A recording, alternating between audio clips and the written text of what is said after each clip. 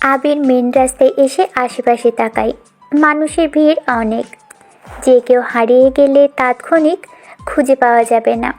এই ভিড়ের মধ্যে একটা কালো গাড়ি এসে থামে আবিরের পিছনে। এটা একটা মাইক্রোর গেট খুলে একজন বেসবল স্টিক দিয়ে আবিরের মাথার পিছনে বাড়ি দেয়। আবিরের মাথা ফেটে রক্ত বের হতে শুরু করেছে। আবির চোখ মেলে রাখতে পারছে না। পিছনে ঘোরার আগেই সে পড়ে যেতে থাকে। তার আগেই দুজন আবিরকে এসে ধরল। আবিরকে গাড়িতে টেনে তোলে। গাড়ি চলা শুরু করে সামনের দিকে। অর্ক আবিরকে খুঁজতে থাকে, কিন্তু আবিরকে কোথাও পায় না। 1 ঘন্টার মধ্যে লোক খালি হয়ে যায়। আবিরকে কোথাও পাওয়া যাচ্ছে না। অর্ক সারা জায়গা খুঁজে ফেলেছে, কিন্তু আবিরকে পাওয়া যাচ্ছে না। হাসিব আর আবির মিসিং তো মিসিং। আজাদ, হিয়া, অর্ক, আরিতা, নেহাল, রাব্বি সবাই খুঁজে হয়রান, কিন্তু ওদের দুজনকে পাওয়াই যাচ্ছে না। কী করবে ভেবে পাচ্ছে না অর্ক। একবার ভাবে সে মেহরাবকে কল দিবে, কিন্তু পরে আবার কি যেন ভেবে কল করে না। আবির কোথায়? তাকে খুঁজে পাওয়া যাচ্ছে না কেন? আমি বুঝতে পারছি না, আবির ভাই কই গেল? এখানেই তো ছিল। উনি আমাকে না বললে তো বাড়িতে যাবে না। আচ্ছা, আপাতত চলো আমরা বাড়িতে যাই, দেখি কি করা যেতে পারে। দুজন মানুষ এভাবে মিসিং হবে কিভাবে? কিছু তো হয়েছে। অর্করা সবাই বাড়িতে চলে এসেছে। ততক্ষণে সন্ধ্যা গড়িয়ে রাতের শুরু। আজাদ সাহেবের বাড়িতে হাসিবের মা বাবাও এসেছে। সবাই একসাথে বসে কথা বলছে। দুজনকে এতক্ষণে সারা জায়গা খোঁজা শেষ, কিন্তু কোথাও কাউকে পাওয়া যায়নি। সবাই সিদ্ধান্ত নেয় থানায় যাবে, মিসিং ডায়েরি করবে, কিন্তু অর্ক বাধা দেয়। আজাদ বলে, ওদেরকে তো পাওয়া যাচ্ছে না, কি করব? স্যার, থানায় গিয়ে কোনো লাভ নেই। আমি আবির স্যাম মানে ভাইয়াকে জানি, আর পুলিশ কিছুই করবে না। ওদের থেকে আমরাই তো অনেক ভালো কাজ পারি। তোমরা পারো মানে কিভাবে? না মানে আসলে আমরা চেষ্টা করলে পারবো আর কি।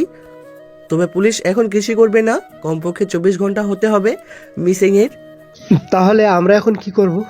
আমাদের মনে হয় অপেক্ষা করা উচিত, দেখা যাক কি হয়। ভাইয়া, কিছু হবে না তো? কারো কিছু হবে না, আবির ভাই আছে তো, সব সামাল দিতে পারবে। অর্কের কথা মতো আর কেউ কিছু বলে না। বাড়ির সবাই আসে। সবার চোখে মুখে চিন্তার ছাপ, কিন্তু একজন বেশ আরামসে বসে আছে। সে হলো আরিয়ান। আরিয়ানের এসবে কোনো পাত্তাই নেই। আরেকজন এখানে নেই, সে হলো ইরিন। সে জানেই না কি হয়েছে। সে সেই যে চলে এসে রুমে ঢুকেছিল, বই নিয়ে বসেছে, আর বের হয়নি। প্রচণ্ড বৃষ্টি হচ্ছে, যাকে বলে মুষলধারে বৃষ্টি। পথঘাট গাছপালা ভিজে একাকার। একটা ভাঙা ঘরে বসে আছে কতগুলো মানুষ। সেই ঘরের মধ্যে একটা কোণে পড়ে আছে আবির, যার গায়ে এখনও ফুটবল জার্সি পরা। আবিরের জ্ঞান ফেরেনি এখনও। একজন লোক হাতে হকি স্টিক নিয়ে প্রবেশ করলো। ঠক ঠক করে শব্দ হতে থাকে। লোকটাকে দেখে ছেলেগুলো চেয়ার ছেড়ে উঠে দাঁড়ালো। লোকটা বসলো চেয়ারে। লোকটা বলল, পানি ছিটা ওর মুখে। ঠিক আছে বস। আবিরের মুখের উপরে 1 বালতি পানি এনে ঢেলে দেয়। আবির চমকে ওঠে। প্রচণ্ড মাথা ব্যথা অনুভব হয় আবিরের। সারা শরীর যেন দুর্বলতায় কাঁপছে। মাথার পিছনে হাত দেয় আবির। রক্ত জমাট হয়ে আছে ওর। একটা গর্তও সৃষ্টি হয়েছে। আবির জানে অনেক জোরেই মাথায় বাড়ি দেওয়া হয়েছে। আবির যেন সোজা হতে পারছে না। কোনো রকম আবির হাঁটুতে ভর দিয়ে খাবার খাওয়ার মতো স্টাইলে বসলো। মাথাটা নিচু করে আছে। প্রচণ্ড ব্যথা অনুভব করছে সে। কোথায় আছে সে তাৎক্ষণিক ভুলে যায়, বা সে কিভাবে এখানে আসলো বুঝতে কিছু সময় লাগে। মাথাটা অনেক চিনচিন করছে। কিছু সময় নিজেকে সামলে নিয়ে আবির বলে, কে এত জোরে মারছিল? শালা আমার বাপেও এমন করে আমাকে কোনোদিন মারেনি। কে মারছিল তাকে দেখতে খুব ইচ্ছে করছে। তোকে বলেছিলাম এখান থেকে চলে যেতে, তুই তো শুনলি না। সেই দিনে সেই লোকটা। আবির মাথা নিচু করে আছে। আবির এখনও তার চেহারা দেখেনি। আবিরের সামনে বসে আছে লোকটা। লোকটা সিগারেট টেনে যাচ্ছে। আবির মাথা নিচু করে শব্দ করে হেসে উঠল। আবিরের হাসি শুনে লোকটা বলল, তুই হাসছিস কেন? তোর কাছে সবটা ফান মনে হচ্ছে? না ছোট বাবা, আমি এখন সে বাচ্চাটি নেই, আমি বড় হয়ে গেছি ছোট বাবা। আবিরের কথা শুনে লোকটা চমকায়। আবির তাকে চিনে ফেলেছে, কিন্তু কিভাবে? লোকটা হলো আবিরের নিজের চাচা, অর্থাৎ জাইনের বাবা রহিম সাহেব। আবির মিনমিন গলাতে বলল, একটু পানি হবে, খুব পিপাসা পেয়েছে। আবিরকে পানি দে। আবিরের সামনে এক বোতল পানি এনে রাখা হয়। আবির পানি খেয়ে মাথায় ঢেলে দিল। মাথা দিয়ে যেন আগুন বের হচ্ছে। এমন অবস্থায় মাথা ঠান্ডা রেখেছে কিভাবে সেটা আবির জানে। আবির গালি দিয়ে বলে, শালা কোন মাদার এত জোরে বাড়ি দিয়েছিল? উফ, ব্যথায় আর যন্ত্রণায় তালগোল পাকিয়ে যাচ্ছে। আবির, আমি জানি তুমি এতক্ষণে আমি কে তা বুঝে গিয়েছো। তাই মেন পয়েন্টে আসি। তুমি চলে যাও এখান থেকে। আমার ভাইয়ের ছেলে তুমি। চাই না নিজ হাতে বাইপুকে মারতে। আরে চাচা, আপনাকে তো আমি প্রথম দিনই চিনে ফেলেছিলাম, যেদিন আপনার বাড়িতে গেলাম না, মনে আছে? হ্যাঁ, আপনি কিন্তু খুব কথা বলেন। তবে হ্যাঁ, আপনার হাতে রোজ গোল্ড সিগারেটটা দেখতাম। আপনার হাতে সিগারেটের গন্ধ আমার খুব চেনা। বুঝলেন তো চাচা, এসব রহস্য মাইন্ড গেম, জাস্ট সিম্পল বিষয়। প্রথম যেদিন তুলে নিয়ে গেলেন সেদিনে বুঝলাম খুব পরিচিত একজন নিয়ে যাচ্ছে আমাকে আপ্যায়ন করতে। জাস্ট সিগারেটের গন্ধ শুকেই বুঝে গেছিস আমি কে? বাহ, তোর ট্যালেন্ট আছে বলতে হয়। যেদিন আমার বাবা আর আমজাদদের জমির দলিল ফেরাতে পারবে ওরা, সেদিনই জেনেছিলাম জামিলের কাছে এত বছর ধরে জমিদারের দলিল থাকার পিছনে কারণটা কি। হাসিবের কাছে জেনেছিলাম আমাকে জীবন যেদিন নিয়ে যায় তখন সবাই গেল থানায়, আপনি কিন্তু জাননি। আচ্ছা, তুই কে? এত কিছু লক্ষ্য করেছিস কিভাবে? চাচা, আমাকে যেদিন তুলে নিয়ে এনেছিলেন ভেবেছিলাম চিনতে পারবো না, আমাকে হয়তো আবারও একবার রেখে আসবেন বা যেতে দিবেন, কিন্তু আমি আপনাকে চিনে ফেলেছি। আপনার ভিতর এখন ভয় কাজ করছে। আপনি কি জানেন মানুষ ভুল কখন করে? কখন? দুটো কারণে ভুল করে, একটা হলো ভয়ে আর একটা হলো রেগে। আপনি রেগে নেই, ভয়ে আছেন। রাগ করার কারণ নেই, কারণ জামিল আপনাকে টাকা দেয়। টাকার জন্য আপনি সব কিছু করতে পারেন জানি, কিন্তু আপাতত রেগে নেই। কিন্তু চাচা, প্রশ্ন হলো আমাদের মধ্যে কে মরবে? জনের বাবাকে হারা করতে চাই না আমি। চলেন টস করি, যার ভাগ্য ভালো সে বেঁচে যাবে। শালা হারামি।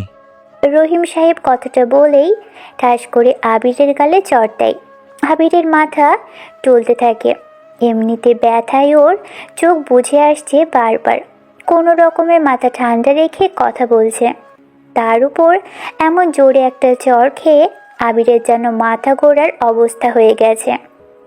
চড়টা যেন আবিরের গালে নয়, মাথায় বাড়ি দেওয়া জায়গাতে যে লাগছে। আবির আহ করে উঠল। রক্ত পড়া শুরু করেছে। আবির হেসে উঠল এবার। চাচা, অনেক জোরে মারলেন। সম্মানের জায়গা থেকে আপনাকে কিছুই বলছি না। চুপ থাক, বেশি কথা বলিস, কোনো বাল ছিঁড়তে পারবি না। খুদাই লাফাচ্ছিস। শোন, আমি জামিলের লোক। প্রথম দিন আমি তোকে তুলে নিয়ে যাই। তোর বাবার প্রতি খুব রাগ আমার, জানিস তো। তোর বাবার যা সম্পত্তি তা সে নিজের জন্যই করেছে, আমাকে একটা কানা করিও দেয়নি। এজন্য চেয়েছিলাম তোর বাবাকে মেরে ফেলতে, তাই জামিলের সাথে থাকি, দলিলগুলো রেখে দিই। কিন্তু হঠাৎ তুই আসলি, জমির দলিল ওরা ফিরে পেল। বুঝলাম না কি ঘটেছে। শালার পুলিশও কোনো কিছু বলল না। সে বলল উপর থেকে ছাপ দিচ্ছে, চাকরি যাবে। জামিলের কথায় কাজ হবে না। সব কিছু চলে গেল। হঠাৎ করে তুই কি করলি? জীবনকে পিটালি, পিটিয়ে হাসপাতালে পাঠালি। আমি প্রথম দিন জানতে পেরেছিলাম কে ওকে পিটিয়েছে কিন্তু কিছু বলিনি। কিন্তু হঠাৎ কি হলো, জীবন আসলো, তোকে আবার তুলে নিয়ে গেল, আর তুই ফিরলি, জীবন ফিরলো না। ঘটনা কি, সে নিখোঁজ। জামিল তোকে মারতেই আমাকে বলে, কিন্তু তোকে মারলে এবারের ফুটবল আসরের সব টাকা আমাকে দেবে। জানিস প্রতিটা ম্যাচে আমি 60 থেকে 70 লাখ টাকা পাবো। যদি 10টা ম্যাচ হয় কত কোটি টাকা। উফ, ভাবতে পারছিলাম না। তোকে তো আমার মারতেই হবে, কিন্তু কি করব, ভাইয়ের ছেলে।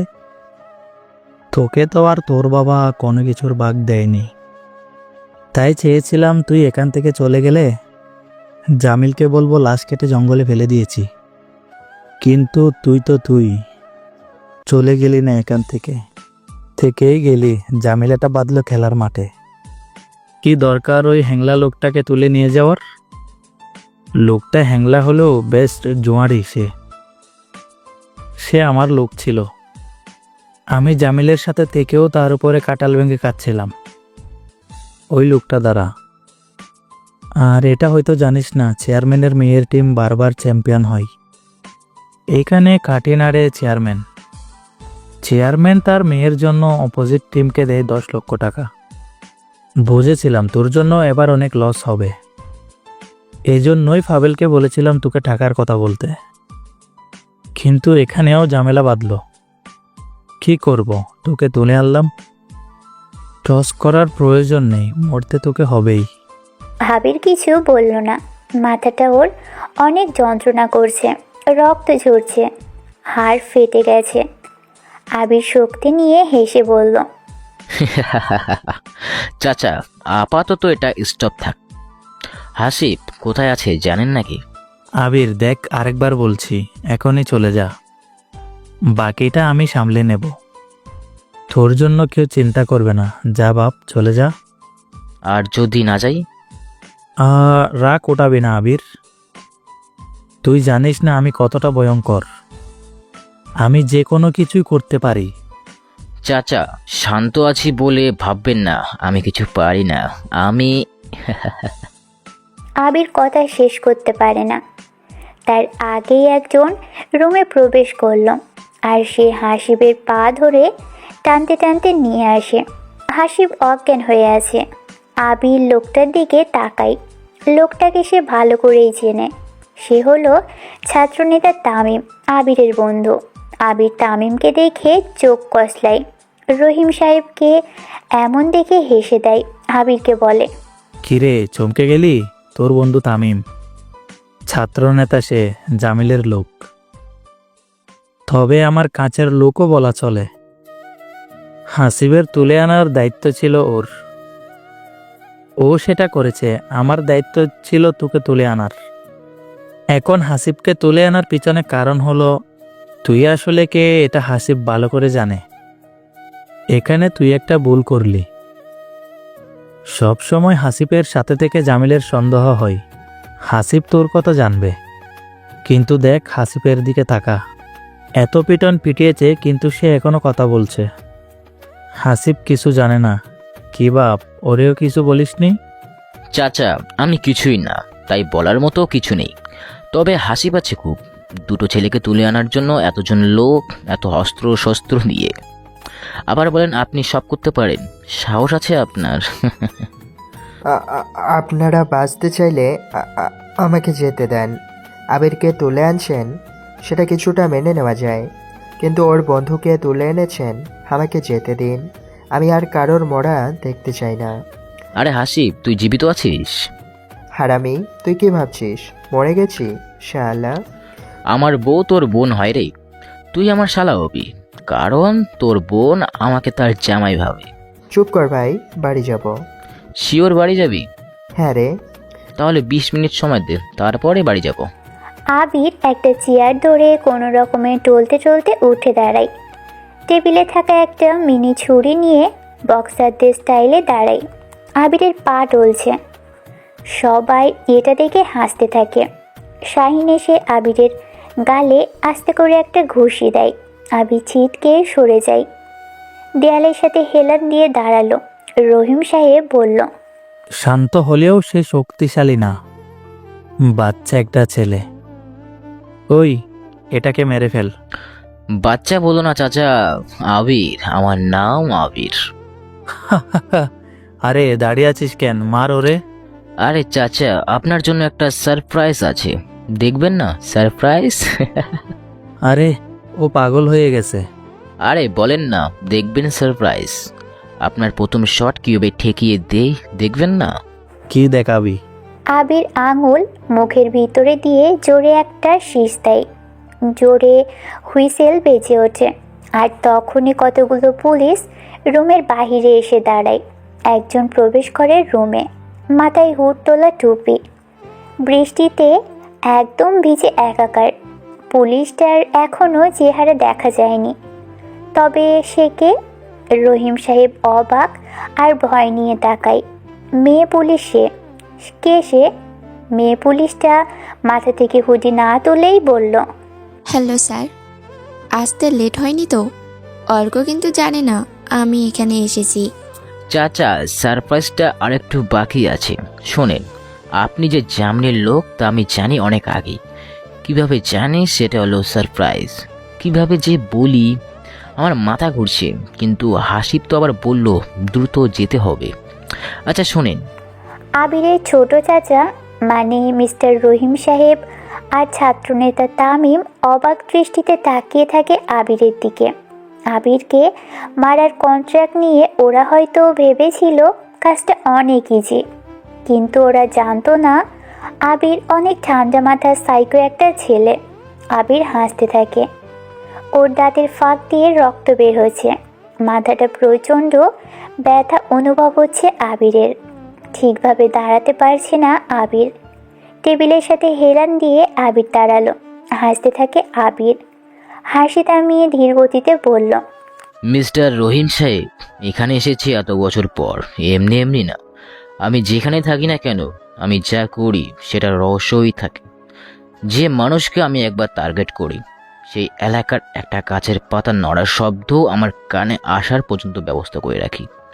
মেয়ে পুলিশটা কে চেনেন? আবির ইশারা করে। মেয়ে পুলিশটা মাথা থেকে হুডিটা তুলল।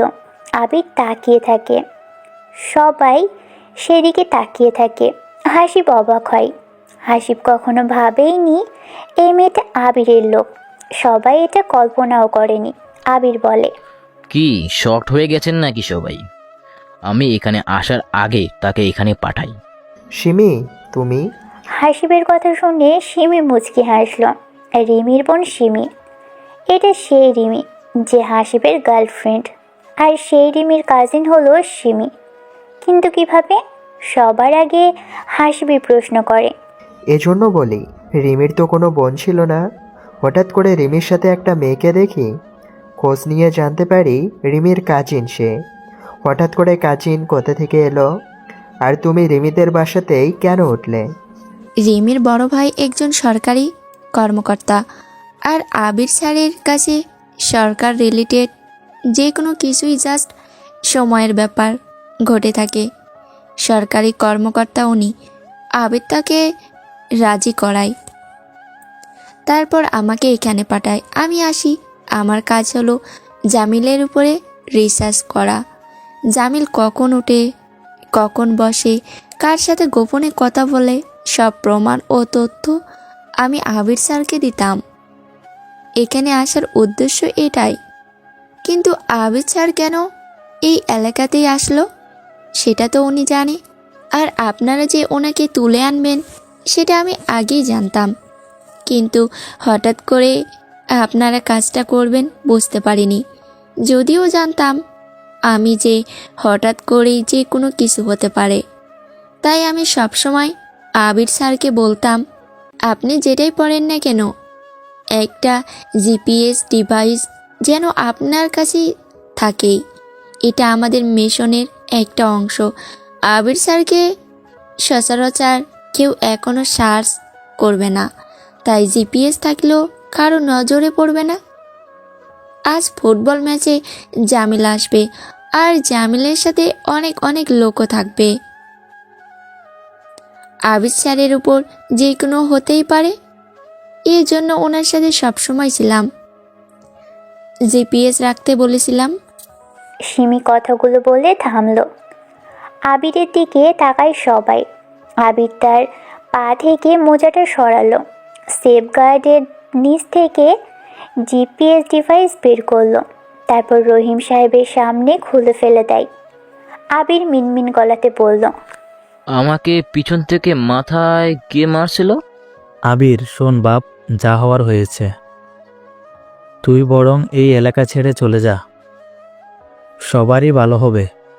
আমি প্রশ্ন করেছি আমাকে পিছন থেকে কে মাথায় আঘাত করেছিল।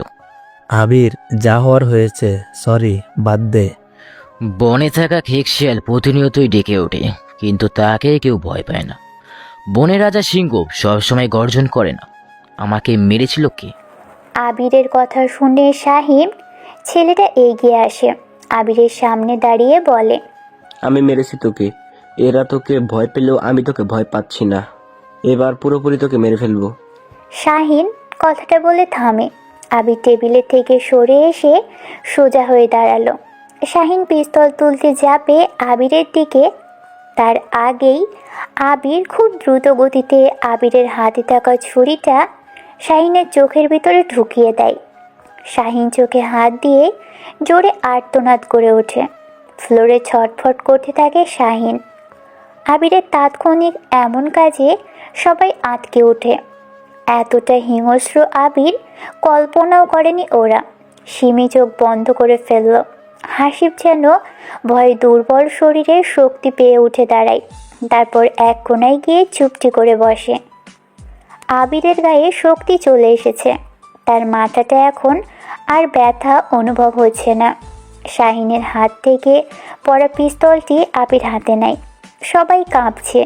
আবির পিস্তল হাতে নিয়ে বাকি লোকেদের টার্গেট করলে গুলি ছুড়ল। কারো বুকে, কারো পেটে, কারো মাথায় গুলি লাগলো।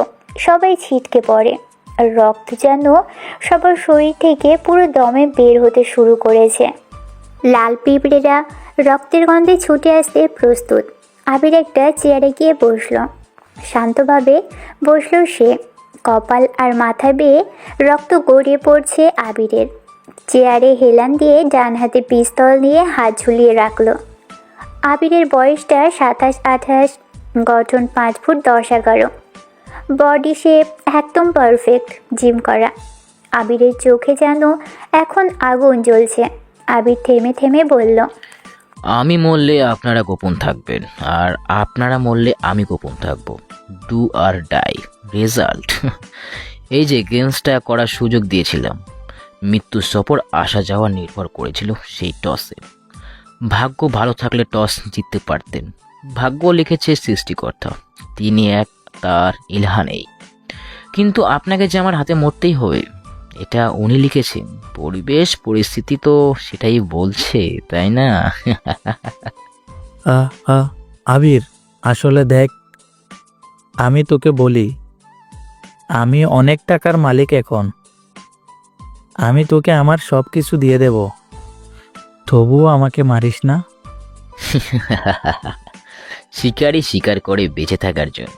শিকারকে যন্ত্রণা তার কাছে লোভীর অফার ছাড়া কিছুই না। বট গাছে বসে থাকা হুতুম পেঁচা, গাছের ডালে বাঁধা একটি দোলনা, সেখানে প্রতিনিয়ত একজন দোলনা খায়। একটা সময় সেখানে খালি দোল্লাই পড়ে থাকবে। দোল্লা খাওয়ার মতো সেই একজনকে আর দেখা যাবে না। আবির বসে থাকা অবস্থায় একটা গুলি করে। তারপর পুরো পরিবেশটা কেমন যেন থমকে যায়। বাইরে থেকে কেবল বৃষ্টির শব্দ শোনা যেতে থাকে। আবির উঠে দাঁড়ায়। ধপ করে নিচে পড়ে সে। আবিরের কোনো হুঁশ নেই। সত্যি অনেক জোরে আবিরের মাথায় আঘাত করা হয়েছিল। আবির জ্ঞান হারায়। সকাল হয়। অর্কের ফোনে একটা মেসেজ আসে। বাড়ির সবাই ঘুমায়নি বলা চলে। অর্ক ফোন হাতে নিয়ে দেখলো আবির স্যার হাসপাতালে। তবে ঠিকঠাক আছে আপাতত, চিন্তা নেই। তুমি যেখানেই থাকো, বাকিটা এখানে সামলে নেব। ও হ্যাঁ, হাসিব ঠিক আছে। অর্ক মেসেজটা পড়ে সবাইকে বিষয়টা জানায়। এতক্ষণে ইরিন জেনে গিয়েছে আবির নিখোঁজ হয়েছে। আবির ঠিক আছে, দেখছিস? বললাম না আবিরের কিচ্ছু হবে না। আচ্ছা সৈকত, রহিম কোথায়? ওকে বিয়ের দিন থেকেই তেমন দেখছি না। আচ্ছা কোথায় ও? ও কি করে কই যায় বুঝি না। আচ্ছা সবাই চিল করো, আর সমস্যা নেই। সবাই যে যার মতো করে খুশি। আজকে খেলা আছে আরোহীদের। দরজায় কড়া নাড়ার শব্দ হলো। আরিতা যেয়ে দরজা খুলে দেয়। আরিতা বলল, আরোহী আপু, আপনি এখানে? আবির কোথায়? হিয়া আর চোখে আরোহীকে দেখছে, আবার ইরিনও আরোহীকে দেখছে। সবাই চেয়ারম্যানের মেয়েকে আসতে দেখে অবাক হয়। আরিতা বলল, ভাইয়া তো এখানে এখন নেই, সে গিয়েছে একটু শহরে, চলে আসবে। ও, আজকে আমাদের খেলা। হ্যালো মিস্টার পিচ্ছি কোচ, খেলা দেখতে আসবেন কিন্তু। জি আসবো, আপনার জন্য শুভকামনা রইল। আরোহী সবার দিকে তাকিয়ে চলে গেল। ওর আসার উদ্দেশ্য কেউ বুঝতে পারল না। অর্ক ঠিকই বুঝছে, তবে ইরিন বুঝেছে আবিরকে পার্সোনালি খুঁজতে এসেছে। সময় পেরিয়ে যায়। হাসি বিকেলে বাসায় আসলেও আবির আসে না। আবিরের ফোন অফ থাকে। আরোহীদের বিকেলে খেলা ছিল। আরোহীরা বড় ব্যবধানে জিতে নেয় ম্যাচটি। আরোহী অনেকবার আবিরকে খুঁজে চলেছিল, কিন্তু পায়নি আবিরকে। হঠাৎ আবির কই গেল। 2 দিন পর আবিরদের ম্যাচ, কিন্তু আবির একদমই নিখোঁজ। কোনো খোঁজ খবর নেই আবিরের। অর্ক অনেকবার খোঁজার চেষ্টা করেছে আবিরকে, কিন্তু আবির নেই। 1 দিন 2 দিন কেটে যায়। আবির ছাড়া নেক্সট ম্যাচটাও জিতে যায় অর্ক।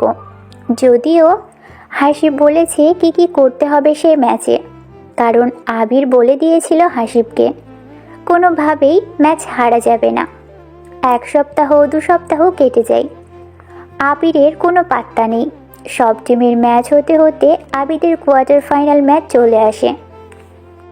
অর্ক দাঁড়িয়ে আছে মাঠে। আজকে কঠিন ম্যাচ ওদের। পিছন থেকে আরোহী এসে বলল, আচ্ছা, এই টিমের ক্যাপ্টেন না আবির? সেই আবিরকে তো দেখা যাচ্ছে না, কোথায় সে? আবির আসবে সময় মতো। আবিরের বিকল্প কিপার তো নামিয়েছি, সমস্যা তো আমাদের নেই। ম্যাচ তো জিতেছি আবিরকে ছাড়াও।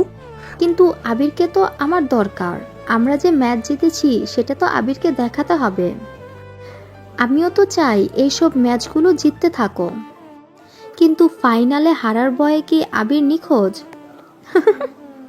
মজা পেয়েছি। আবির ভর পাই না, সময়ের অপেক্ষা করে। খেলা শুরু হয়। অর্করা প্রথম 5 মিনিটে একটা গোল খেয়ে বসে। অর্ক মাথা ঠান্ডা করে, কিন্তু হাফ টাইম শেষ না হতেই 2টো গোল খেয়ে বসে অর্করা। অপোজিট টিমের ডিফেন্স অনেক ডেঞ্জারাস। বাজেভাবে ফাউলের চেষ্টা করছে ওরা। আর অর্কটা টেকনিক্যালি খেলতে গিয়ে অফসাইডে পড়ছে বারবার। অর্ক বিরতির সময় সব ফুটবলারদের বলে, ম্যাচ আমাদের জিততে হবে, এখনো সময় আছে অনেক। শুরু 10 মিনিটে একটা গোল দিতে হবে, তার 10 মিনিটে আরেকটা, লাস্ট 15 মিনিটে আরেকটা চাই। জিততে না পারলে সবার খবর খারাপ আছে বলে দিলাম। প্লিজ ম্যাচটা জিতাও তোমরা। গতিময় ফুটবল চাই আমার।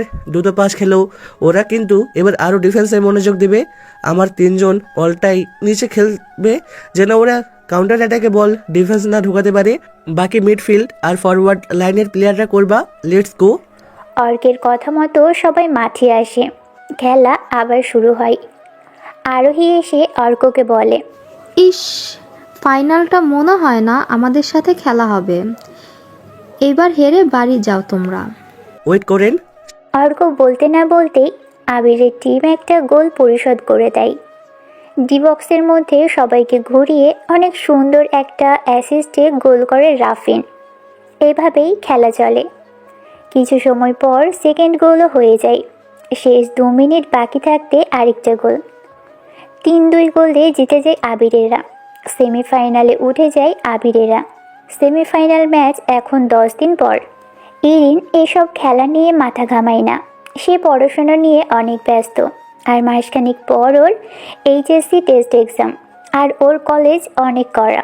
ফেল করলে টেস্টে আর নেবে না। এই জন্য ইরিন কোনো কিছু না ভেবে খালি পড়াশোনাতেই মন দিয়েছে। এভাবেই কেটে যায় আরও 10 দিন। এই 10 দিনের মধ্যে অর্করা সেমিফাইনাল ম্যাচ জিতে ফাইনালেও উঠে গেছে। কিন্তু আবির, সে যে গেল। 1 মাস প্রায় হয়ে গেছে। আবিরের কোনো খোঁজ নেই। আবির টোটালি নিখোঁজ।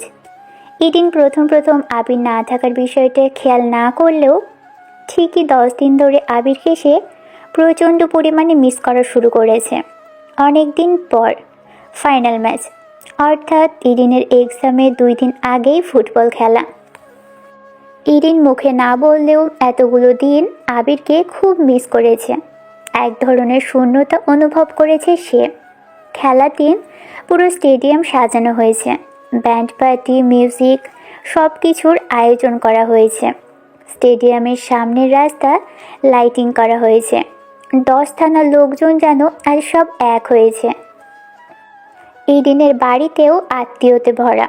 ইরিনের পড়তে অনেক বিরক্ত লাগছে। সবাই একজোট হয়ে বাড়িতে গল্প গুজব হাসি আড্ডাতে মজে আছে। ইরিন এসবের কিছুতেই যোগ দিল না। ওর পড়ার রুমে কারোর ঢোকা নিষেধ। দরজা আটকে ধুমসে পড়াশোনা করছে সে। আজ বিকেল 4টার সময় খেলা শুরু। আজাদের বাড়িতে লোকে গিজ গিজ করছে, বাগান বাড়িতে সব প্লেয়াররা। হঠাৎ বাড়ির কলিং বেলটা বেজে উঠল। হাড়িতে এসে দরজা খুলে দেয়, দেখে আবির দাঁড়িয়ে আছে। আবির আরিতাকে বলল, কী রে, এত সুন্দর হয়েছিস কিভাবে? অর্ক প্রপোজ করেছে নাকি? প্রেম টেম করিস নাকি? এমন সময় ইরিন পানি খাওয়ার জন্য ডাইনিংয়ে আসতেই আবিরের গলার আওয়াজ পেয়ে থমকে গেল। আজকে এসেছে আবির। ইরিনের বুকের ভিতর টিপ টিপ আওয়াজ শুরু হয়ে গেল। হাতের গ্লাসটা কাঁপছে। দ্রুত হেঁটে সেখান থেকে সরে গেল সে। নিজের রুমে দৌড়ে এসে ভালো করে দরজাটা লক করে দিল। আবির আসাতে আজাদ যেন আকাশ থেকে পড়েছে। আবিরকে এসে জড়িয়ে ধরে আজাদ। আবিরকে একগাদা প্রশ্ন ছুড়ে দিয়েছে বাড়ির সবাই, কিন্তু আবির কারো প্রশ্নের জবাব না দিয়ে নিজের রুমের দিকে এগিয়ে যেতে থাকে। ওদিকে ইরিন বই নিয়ে পড়তে বসে গেল, কিন্তু পড়ায় মন বসছে না ওর, বসার কথাও না। আজ কতদিন পর মানুষটার গলা শুনছে সে, কতদিন পর। ইরিন ঘরের বন্ধ দরজায় অনবরত নক করছে মাইমুনা বেগম। ইরিন বিরক্ত হয়ে দরজা খুলে দিল। মাইমুনা ইরিনকে ঠেলে ভিতরে ঢুকলো। মাইমুনা কোনো কথাবার্তা ছাড়াই ওর খাটের নিচ থেকে একজোড়া নারকেল নিয়ে বেরিয়ে গেল। ইরিনের দরজার বাইরে আবি দাঁড়িয়েছিল। ইরিন খেয়াল করেনি। দরজা আটকানোর সময় চোখে চোখ পড়ে গেল। অনিচ্ছার সত্ত্বেও ইরিনের মুখ দিয়ে বেরিয়ে গেল, আপনি? কি অবস্থা তোর? পড়াশোনা ঠিকঠাক মতো করছিস? সেটা জেনে আপনার কি দরকার? আবির আসলো। ইরিন ভ্রু কুঁচকে বলল, এভাবে তাকিয়েছেন কেন? ভাবছি তুই সত্যি সত্যি পড়াশোনা করছিস নাকি কে জানে, নাকি ভাব ধরে বসে আছিস। আপনি যান, বেরোন। যাব না, দেখি ঠেলে বের করতে পারিস কিনা। আমার পড়া আছে। কি পড়ছিস তুই? আপনি জেনে কি করবেন? বাহ বাবা, রাগ করছিস? আপনি আমার কনসেন্ট্রেশন নষ্ট করছেন। আর আপনি এতদিন কোথায় ছিলেন? ওরে মনোযোগী রে। কিসের? হ্যাঁ, আপনি যান, আমার সামনে দাঁড়িয়েছেন কেন? তুই এমন করছিস কেন আমার সাথে? কি করেছি আমি তোকে? কিচ্ছু করেননি, কিন্তু আপনি যান, আমি পড়তে বসবো। আবার সময় নষ্ট করছেন আপনি। আবির ভ্রু নাচিয়ে ভিলেন টাইপ হাসি দিয়ে বলল, যাচ্ছি যাচ্ছি, আমি তো ভুলে গিয়েছিলাম তুই তো বোর্ডের ফার্স্ট হওয়া স্টুডেন্ট। 10 মিনিট না পড়লে তোর প্লাস পাওয়া আটকে যাবে, তখন তো আর আবার। আপনি আমাকে ইনসাল্ট করছেন? আবির শব্দ করে হেসে ওঠে। ইনসাল্ট বানান করতো দেখে, তুই তো ইংরেজিতে ডাল, দেখি পারিস কিনা। করবো না। আমি কি আপনার কথা মতো চলবো? আচ্ছা থাক, আমার কথা মতো চলতে হবে না, আমি যাচ্ছি, তুই পড়। অবশ্য পড়েও তেমন কোনো লাভ হবে কি না কে জানে, রেজাল্ট বের হলে দেখা যাবে সেই গোল্লাই পাইছিস। যাই হোক, আমি যাই। আবির তার রুমের দিকে চলে যায়। ইরিনের রাগে গা জ্বলে যাচ্ছে। যে করেই হোক ভালো রেজাল্ট করে আবিরকে দেখিয়ে দিতে হবে। তার জন্য যতদূর পর্যন্ত যেতে হয় ইরিন যাবে। দরকার পড়লে রাত দিন এক করে পড়াশোনা করবে। ইরিনকে নিজের অবস্থান তৈরি করতেই হবে। আবিরের ভোতা মুখ যে করেই হোক থোতা করতে হবে। আবির রুমে এসে ফোন বের করল। সিমি মেসেজ করে। ড্রয়ার খুলে পিস্তলটা দেখল, ঠিকঠাক আছে। আবিরের চোখে মুখে রহস্যময় হাসি। প্রশ্ন একটাই, আবির এতদিন কোথায় ছিল? দুপুর পেরিয়ে বিকেল হয়, সবাই মাঠে চলে আসে। আজকে টিকিটের মূল্য অন্য দিনের তুলনায় বাড়ানো হয়। আরোহীদের টিম মাঠে এসে ওয়ার্ম আপ করছিল কিছু সময়। আবির অর্কদের সাথে আসে না। সে সবার আগে এসে হেড টিচারের সাথে বসেছিল। আজকে উনি রেফারি নাই। জামিল সাহেব ইন্ডিয়া থেকে রেফারি নিয়ে এসেছে। রেফারির নাম রমেশ সেন। ওনার নাম বেশ পরিচিত। আবির অর্কদের সাথে দেখা করেনি। আজাদ সাহেবদের বলতে নিষেধ করে। আবির হেড স্যারের সাথে স্কুলের পিছনে পুকুর পাড়ে গাছের নিচে বসে আছে। স্যার বলে, তাহলে তুমি এটার জন্য এতদিন পর এখানে এসেছিলে? স্যার, আপনার স্কুল থেকে এসএসসিতে ইচ্ছে করে ফেল করেছি। সেদিন তো ঘটনা ঘটে, পুরো এলাকায় তখন জেনে যায়। আমি অবাক হয়েছিলাম যে আমার বাবা মা, এমনকি বাড়ির সবাই আমাকে বাড়ি থেকে বের করে দিল। তারপরে ঘটনাটা একটু স্কিপ থাক। আমি এবার এসেছি, জামিলকে নিয়ে যেতে হবে। আচ্ছা চলো, খেলা শুরু হবে। আপনি যান, আমি আসছি। অর্ককে বলবেন প্লেয়ার লিস্টে আমার নাম দিতে। স্যার চলে যায়। আবির রেডি হয় খেলার জন্য। আরোহী আসে অর্কের কাছে। আজকে ইরিনও খেলার মাঠে এসেছে।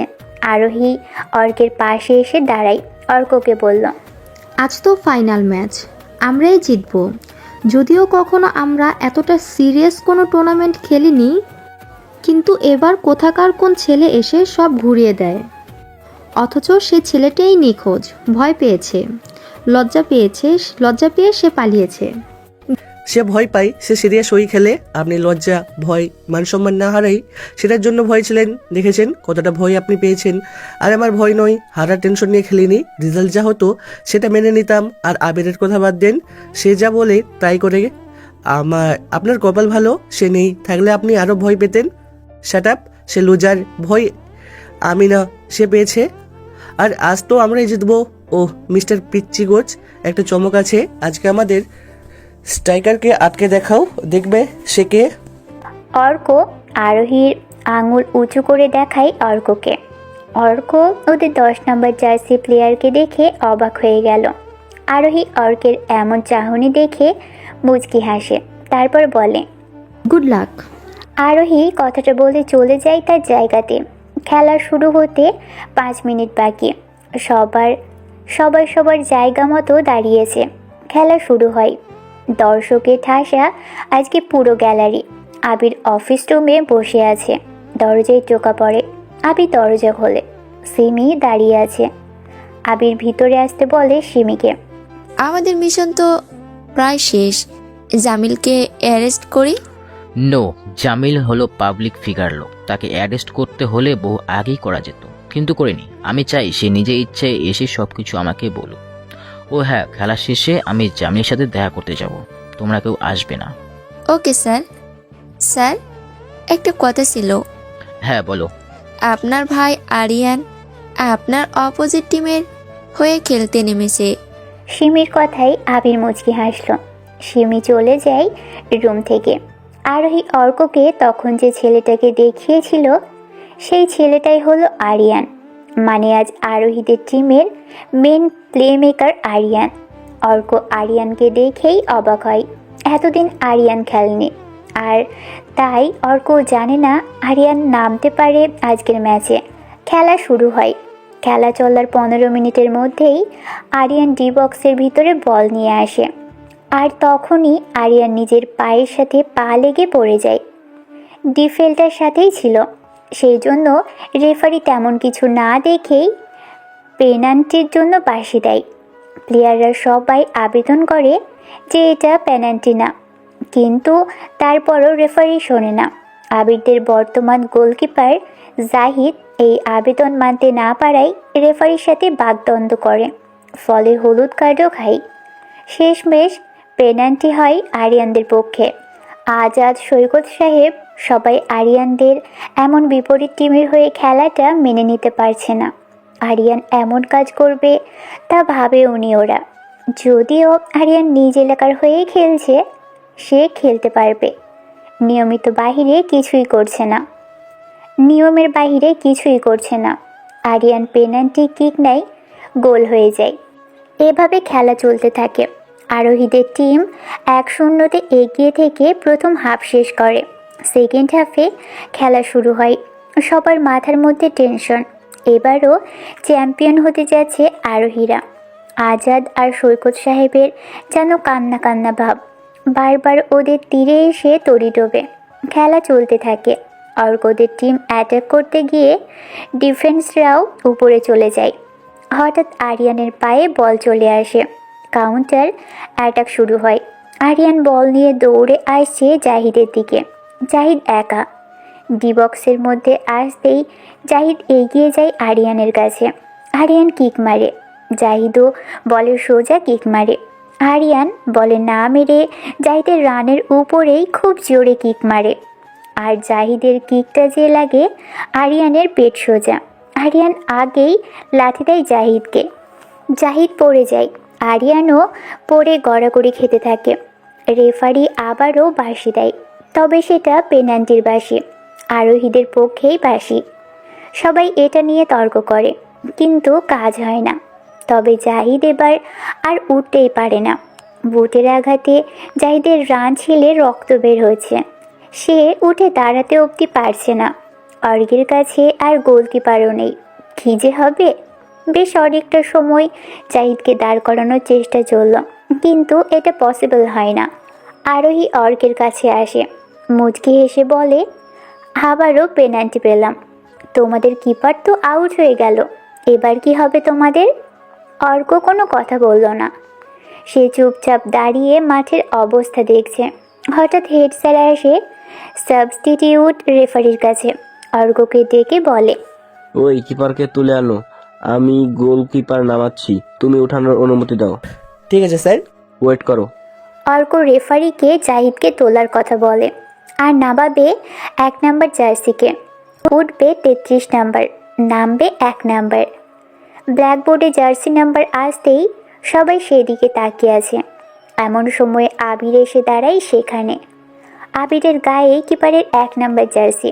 আবিরকে দেখে সবাই অবাক হয়। আজাদ আর সৈকত সাহেব বসা থেকে উঠে দাঁড়িয়ে চিল্লিয়ে বলে, আহ, এইবার হবে খেলা। অর্ক আবিরকে দেখেই জড়িয়ে ধরে। আবির অর্ককে ছাড়িয়ে নিয়ে আরোহীর দিকে তাকায়। আরোহী চোখ দুটো বড় বড় করে আবিরের দিকে তাকিয়ে আছে। অর্ক বলে, স্যার কোথায় ছিলেন এতদিন? ঠিক আছেন? দেখছেন খেলায় কি হচ্ছে? আরিয়ান হঠাৎ নেমেছে, প্ল্যানের বাইরে ছিল সে, আর ওরা অনেক মেরে খেলছে। আমি জানি আরিয়ান খেলছে, সে ভালো প্লেয়ার, কিন্তু ভালো মানুষ না। আপনি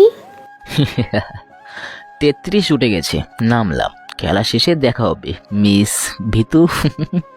আবির কথাটা বলে মাঠে নেমে গেল। আরিয়ান সুস্থ। পেনাল্টি কিকটা সে নিতে আসে। আরিয়ান যখন বল পাতায়, তখন আবির এসে সামনে দাঁড়িয়ে বলে, তুই কি প্ল্যান্টি মারবি? তুই তো মিস করবি। মিসের কারণে একটা গোল শোধ করে দেবো আমরা। ঠিক মতো মারিস, বুঝলি? চুপচাপ গোলবারে দাঁড়া মাদা। মনে আছে তোর 10টা শটের মধ্যে 8টাই সেভ দিয়েছিলাম, তারপরে তুই সবাইকে বেকুব দিয়েছিলি। চুপ থাক, মনোযোগ নষ্ট করছিস। এটা কিন্তু হবে না। আমি জানি তুই মিস করবি।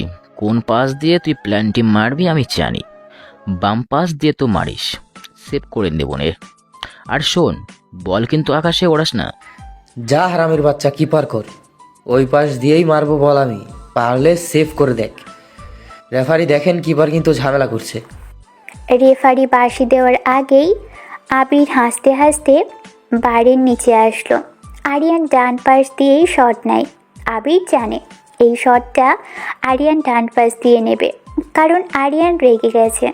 আবির তো চাইছিল আরিয়ানকে রাগাতে। আবির হাসছে, আর আরিয়ান রাগে ফুঁসছে। আরিয়ান রেগে যা বলে তাই করে। আবির আর একটু বাম পাশে চেপে দাঁড়ায় হালকা, যেন আরিয়ানের আরও সুযোগ দেয় ডান পাশ দিয়ে মারার জন্য। আরিয়ান বল আর গোলবারের দিকে তাকিয়ে থাকে। আরিয়ান জিভ বের করে আরিয়ানকে ভেঙচি দিতে থাকে। আরিয়ান আর রেগে যায়। রেফারি বাঁশি দেয়। আরিয়ান কিক মারার জন্য পিছিয়ে এসে কিকের জন্য দৌড়ে আসে।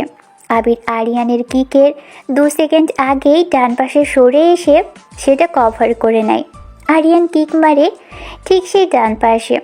আরিয়ান শটটা অনেক জোরেই মারে, যেন আবিরের জাম্প দেওয়ার আগেই বলটা ঢুকে যাবে। তবে কপাল পড়ে ঠিক এখানেই।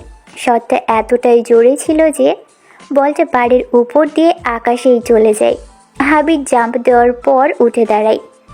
তারপর আরিয়ানের দিকে তাকিয়ে জিভ বের করে ভেঙচি দিয়ে বলে, যা এবার নিজে ডিফেন্স কর। আরিয়ান দৌড়ে আসে আবিরের কাছে, আবিরকে ধাক্কা দেয়। আবির পড়ে যায়। সব প্লেয়াররা ছুটে এসে আরিয়ানকে ধাক্কা দিতে থাকে। আবির উঠে দাঁড়িয়ে সবাইকে থামায়, কারণ আবির জানে গোল খেয়ে বসে আছে। ঝামেলা করলে ওদেরই লস। সময় ও সুযোগ বুঝে ঝামেলা করতে হবে। রেফারি আরিয়ানকে হলুদ কার্ড দেয়। কিছু সময় পর আবার খেলা শুরু হয়। আরিয়ানেরা অনেকবার গোলে শট মারে, কিন্তু আবির সব কয়টা সেভ করে দেয়। আরিয়ান জানে আবির আসলেই ভালো কিপার, সাথে অনেক বুদ্ধি আবিরের। আবিরের কাছে শট মেরে গোল দেওয়াটা অনেক টাফ। ট্রিক্স করে ক্রসের দ্বারা গোল করা সম্ভব। ছোট থেকে দুজন ফুটবল খেলতো।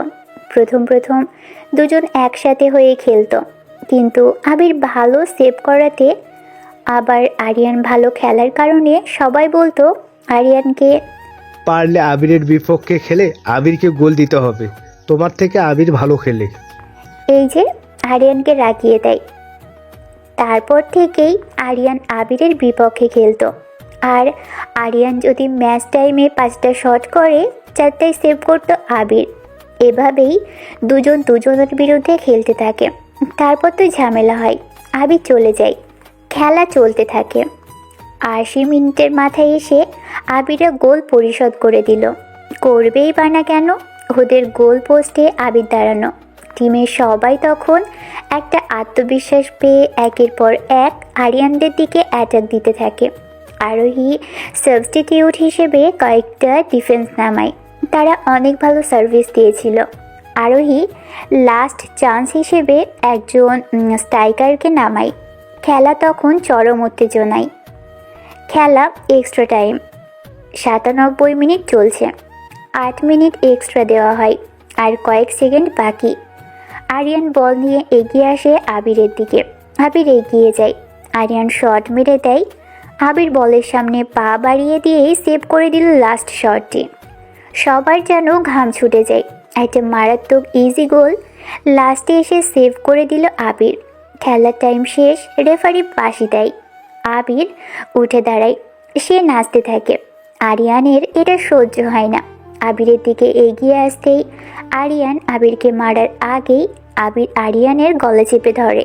সেখানে সবাই এসে থামায়। এভাবে ঝামেলা চলে বেশ কিছু সময়। এরপর এক্সট্রা টাইম খেলা হয়। সেখানে রেজাল্ট ড্র, কোনো টিম গোল দিতে পারে না। খেলা চলে যায় পেনাল্টি শুট আউটে। ডিফেন্ডিং চ্যাম্পিয়নদের সাথে সবচাইতে তলানিতে রাখা খারাপ টিম আজকে লড়াই করেছে। যদিও খারাপ টিম আগে ছিল, আবির টিম নেওয়াতে সেটা এখন খারাপ নয়, ভালো টিম হয়ে গেছে। আরোহীর কাছে এসে দাঁড়ায় আবির। আরোহী চিন্তা ভয় নিয়ে মাঠের দিকে তাকিয়ে আছে। আবির আরোহীর মুখের দিকে তাকিয়ে মুচকি হেসে দেয়। এইসব কিছু ইরিন হিয়া ভালো মতোই লক্ষ্য করছে। ইরিনের পাশে আরিতা বসা। ইরিন বলে, তোর ভাবিটা দেখতে খারাপ না বুঝলি, খালি একটু বেশি অহংকারী, তবে আবিরের কাছে বেশ ভালোই থাকবে। আমার ভাবি মানে আবির? কি বলো তুমি? ওই যে দেখ, আমার মনে হয় অর্ক মানে তোর বিএফ আবিরকে হেল্প করে দিচ্ছে আরোহীর সাথে প্রেম করাতে। দেখিস না ওরাও দুজন কথা বলে। আমার গপ আসলো কোথা থেকে? ঢং করিস না, পছন্দ করে সে ব্যাপারে কথা তো বলিস না, মানে জানাসনি তো তাতে কি, বিএফ তো নাকি? ধ্যাত আপু বাদ দাও, ভাইয়া জিএফ কই থেকে আসলো? আরে আরোহী আর আবির দেখ কত হেসে হেসে কথা বলছে। ওরা একে অপরকে ভালোবাসে, আমি শিওর। আচ্ছা একটা ছেলে খুঁজে দে তো, আমি প্রেম করব। কি বড় মা জানলে কি হবে জানো তুমি? চুপ থাক, আমি প্রেম করব মানে করব, তোর বড় ভাইয়ের সাথে করব, আরিয়ানের সাথে, বুঝেছিস? কি বলো তুমি আপু? এখন বুঝছি, ওই দিন শাড়িটা আবির কার জন্য কিনেছিল। কুত্তা একটা, তোর ভাই আরিয়ানের সাথে প্রেম করব, ওরে দেখিয়ে দেব আমি প্রেম করতে পারি। মার খাবা তুমি আবিরের হাতে। চুপ। ইরিন রেগে আছে আর আবিরকে এসে ভুল বুঝেছে। ইরিন যেটা বুঝেছে সেটা নিয়েই থাকবে, কারো কথা সে শুনবে না। এদিকে খেলার শেষ অংশ বাকি, মানে পেনাল্টি শুট আউট। অর্ক সেটা সামলে নিচ্ছে। আবির তো আরোহীর কাছে দাঁড়ানো। আবির বলে, ভয় পাচ্ছেন মিস? ভয়ের কি আছে, আপনি বললে হেরে যেতে পারি। একবার বলুন, দেখবেন সব করব। আমার জন্যই কি সব করবেন নাকি? ঢং করেন? জানতো, নিজের কাজ করুন। ইস, রাগলে খুব একটা খারাপ দেখায় না আপনাকে, একদম কিউট সাচ্চুনি লাগে। ইরিন রেগে একদম লাল হয়ে গেছে। ওদিকে আবির হাসতে হাসতে বলে, ব্যথা পাইছি, হাতে এত শক্ত কেন? ফাজলামি করেন? হাত শক্ত না, জোরে মেরেছি। ও বুঝছি, আহাত নাকি নিহাত করতে চান, যাতে আমি হেরে গেলে আপনার কাছ থেকে কিছু চাইতে না পারি, তাই না? পারবো না, প্যালান্টিক এখনো বাকি আছে। বাঁশ দিয়েছে, মাঠে যান। মনে থাকে যেন মিস, আমি যা চাইবো তাই দিতে হবে। কি কি কি চান? ভাবেন ভাবেন, কি চাইতে পারি? আপনার ঠোঁট সুন্দর আছে, ভাবছি। টাটা। আবির মাঠে চলে আসে। আবিরের মেজাজ একদম কুল। আবির ঠান্ডা মাথায় খেলবে। দেখা যাক পেনাল্টি শুট আউটে কি হয়, কারা জিততে পারে। আবির মাঠে আসে। টসে জিতে আবিরের টিম প্রথম কিক শট নিল। রাফিন প্রথম শটে গোল দিয়ে দেয়। আবিরের একটা গোলে এগিয়ে গেল। এবার শট নিতে আসে আরোহী টিম থেকে আরিয়ান। আবির গোলকিপার। আরিয়ান শট মারতেই সেটা গোল হয়। আরিয়ান আবিরের উদ্দেশ্যে ভেঙচি কাটতে শুরু করে দেয়। আবির মাথা ঠান্ডা রাখে। এভাবে পরপর সবার 3টে গোল হয়। আবিরেরা 4 নম্বর গোলের সময় গোলবারের পাশ দিয়ে মেরে দেয় কিক। আবিরের 4টা শটে 3টা গোল দিয়েছে। ওরা 4 নম্বর শট দিতে আসে। আবির বলের কাছে দাঁড়িয়ে যে কিক নিতে আসে তাকে বলে, ভাই গোল দিও। না হলে কিন্তু আমরা জিতে যাব। জানি মিস করবা, কিন্তু ভয় পাচ্ছ কেন? বুক কেন কাঁপছে তোমার? বুক কাঁপলে তো হবে না। আমি জানি তুমি বাম পাশ দিয়ে শট নেবে, কিন্তু আমি সেভ করে নেব। আবিরের কথা বলার কারণে একটা হলুদ কার্ড খায় আবির। আরিয়ান এগিয়ে আসতে চাচ্ছিল, কিন্তু আবির পিছিয়ে গোলবারে এসে দাঁড়ায়। আবির বুঝে গিয়েছে পেনাল্টি টেকার ডান পাশ দিয়ে মারবে। আবির বাম পাশে হালকা চেপে দাঁড়িয়ে রইল। আবির কোনো লাফালাফি করে না। ভাবসাব দেখে মনে হবে ফালতু কিপার, কোনো বলই সেভ করতে পারবে না। কিন্তু যখন কিক নিল তখন আবির ডান পাশে জাম্প করে বল সেভ করে নেয়। 2 দলের সেম গোল। সবার 4 নম্বর শট মিস করে। আবিরেরা লাস্ট শটের জন্য আসে।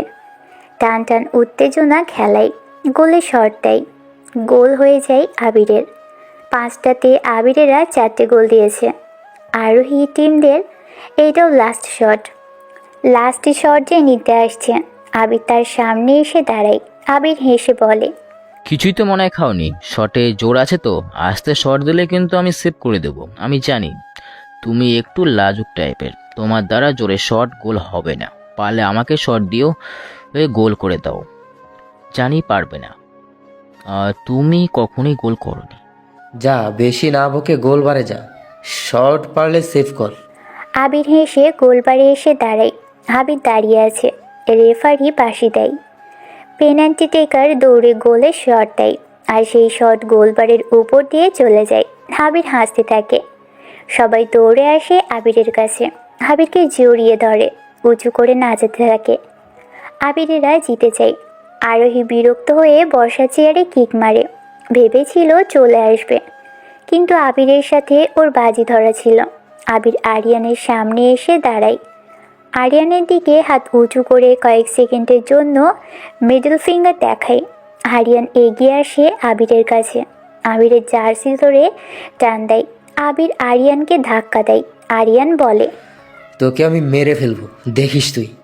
আচ্ছা মারিস, যা ভাগ এখান থেকে, হার আমি। বিশ্বাস কর, আমি তোকে মারবই। আচ্ছা, অপেক্ষা করলাম। আরিয়ান আর আবিরকে টেনে নিয়ে আসে সবাই। পুরস্কার বিতরণ শুরু হয়। প্রধান অতিথি জামিল সাহেব পুরস্কার দেয়। ম্যান অফ দ্য ম্যাচ হয় আবির। আবির পুরস্কার নিতে আসে স্টেজে। আবির জামিলের সামনে আসতেই জামিল ম্যান অফ দ্য ম্যাচের পুরস্কার দেওয়ার সময় হ্যান্ডশেক করে বুকে জড়িয়ে ধরে, তারপর বলে, রহিমকে কি মেরে ফেলেছিস? ভালো করেছিস। ওর মতো একটা সুবিধাবাদী মানুষকে মেরে ফেলাটা দরকার, কিন্তু তোরা এভাবে চ্যাম্পিয়ন হয়ে চেয়ারম্যানের বড্ড লস করে দিলি। একটা কথা বলি শোন, পেটে যখন ক্ষুধা লাগে তখন সামনে থাকা ফাঁদটাও সহজ মনে হয়, আর ফাঁদে একবার পা দিলে সে নিজেই খাবার হয়ে যায়। তোকে ছাড় দিচ্ছি, ভাবিস না ছেড়ে দেব। হ্যাঁ স্যার, আমিও তো চাচ্ছি আমাকে জোরে ধরে থাকুন, ছাড়ার কোনো দরকার নেই। অতি দ্রুত দেখা হবে স্যার। আর ফাইনাল ড্রামাটা শেষ করি, তারপর রাজনৈতিক ড্রামা আসবো। তোর জন্য অপেক্ষা করছি, তোর জন্য একটা ক্লাইম্যাক্স বাকি আছে রে, অপেক্ষা করিস, বুঝবি জামিল কি জিনিস। আবির হাসতে থাকে, জামিল সাহেবও হাসতে থাকে। আবির স্টেজ থেকে নেমে আসে। কিছু সময় পর চ্যাম্পিয়নদের ট্রফি নেওয়া হয়, সেটা নিয়ে উদযাপন করে সবাই। আজাদ সাহেব সৈকতে এসে আবিরকে জড়িয়ে ধরে। আবির তো অবাক হয়।